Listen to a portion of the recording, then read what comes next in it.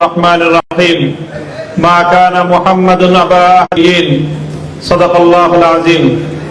আন্তর্জাতিক মজলিসে তাহাফুজে খতমে নবুয়তের উদ্যোগে আয়োজিত আজকের এই সেমিনারে উপস্থিত সম্মানিত সভাপতি তাহাফুজে খতমে নবুয়তের আমির আল্লামা শেখ সাজিদুর রহমান, উপস্থিত প্রধান অতিথি উলামায়ে বাংলাদেশের আমির, হেফাজতে ইসলাম বাংলাদেশের আমির, আমার এবং আমাদের আমির আল্লামা শাহ মুহিবুল্লাহ বাবুনগরী হাফিজাহুল্লাহ, অন্যান্য নেতৃবৃন্দ, সমবেত তাওহীদি জনতা, কাদিয়ানীদের বিরুদ্ধে পরিচালিত তাদেরকে অমুসলিম ঘোষণার এই আন্দোলন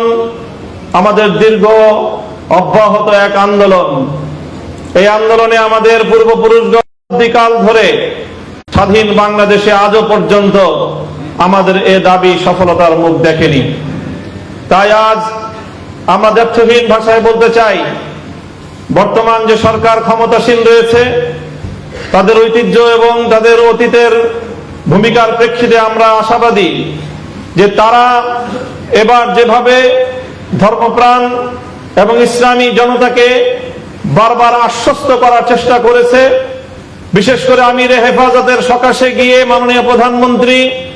আমিরে হেফাজতের প্রতি, বাংলাদেশের আলেম সমাজের প্রতি যে সম্মান তিনি প্রদর্শন করেছেন, তার এই সম্মান প্রদর্শন শুধুমাত্র কথার মধ্যে সীমাবদ্ধ না রেখে তিনি কার্যকর ব্যবস্থার মাধ্যমে তার প্রমাণ তিনি পেশ করবেন।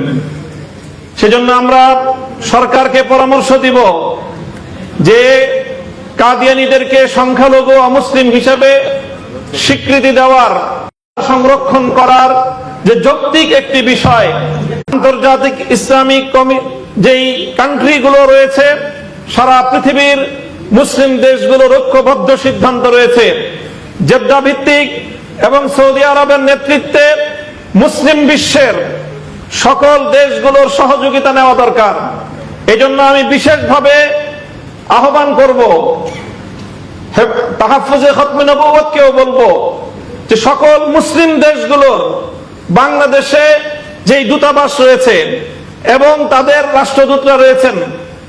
সাথে আমাদের বিশেষ যোগাযোগ করা প্রয়োজন এবং মুসলিম দাবির উপর সংগ্রহ করে ওআইসির এই সিদ্ধান্ত কার্যকর করার জন্য ওআইসির পক্ষ থেকে বাংলাদেশ রাষ্ট্রের উপর যেন চাপ প্রয়োগ করা হয়, সেই জন্য আমাদেরকে কূটনৈতিক তৎপরতা অব্যাহতভাবে পরিচালনা করতে হবে। এবং ইনশাআল্লাহ আমরা স্পষ্ট ভাষায় বলছি, আমাদের ঈমান এবং আকীদা রক্ষা করার, বাংলাদেশের ধর্মপ্রাণ সরল মুসলমানদেরকে কেউ যেন বিভ্রান্ত করতে না পারে, এই বিভ্রান্তির হাত থেকে, ঈমান বিধ্বংসী ষড়যন্ত্রের হাত থেকে আমার দেশ, আমার মানচিত্র, আমার জনগণকে রক্ষা করার জন্য যা করতে হয় আগামী দিনে পরামর্শ দিয়েছেন। এবং আগারে অমুসলিম ঘোষণার এই দাবি আদায়ে অব্যাহতভাবে গাফিলতি করা হয়, তাহলে বৃহৎ কর্মসূচির মাধ্যমে, আমিরে হেফাজত বলেছেন অহিংস কর্মসূচির মাধ্যমে, আমরা বলছি প্রয়োজনে রাজধানী ঢাকা অবরুদ্ধ হবে, অচল হবে, কাদিয়ানীদের অমুসলিম ঘোষণার দাবি আদায় করেই আমরা ঘরে ফিরবো ইনশাআল্লাহ। সেই জন্য একদিকে আমাদেরকে ব্যাপক কাদিয়ানীদের অপতৎপরতার বিরুদ্ধে দেশব্যাপী গণসংযোগ করতে হবে, দাওয়াতি কার্যক্রম করতে হবে, কাদিয়ানী সম্প্রদায়ের স্বার্থ সংশ্লিষ্ট অর্থনীতির তাদের যেই শক্তি, সেই শক্তির গোড়ায় আমাদেরকে নিয়মতান্ত্রিক উপায়ে আঘাত হানতে হবে। সেই সাথে গোটা দুনিয়ার মুসলিম বিশ্বকে সঙ্গে নিয়ে বাংলাদেশের সকল রাজনৈতিক পক্ষগুলো ঐক্যবদ্ধ হয়ে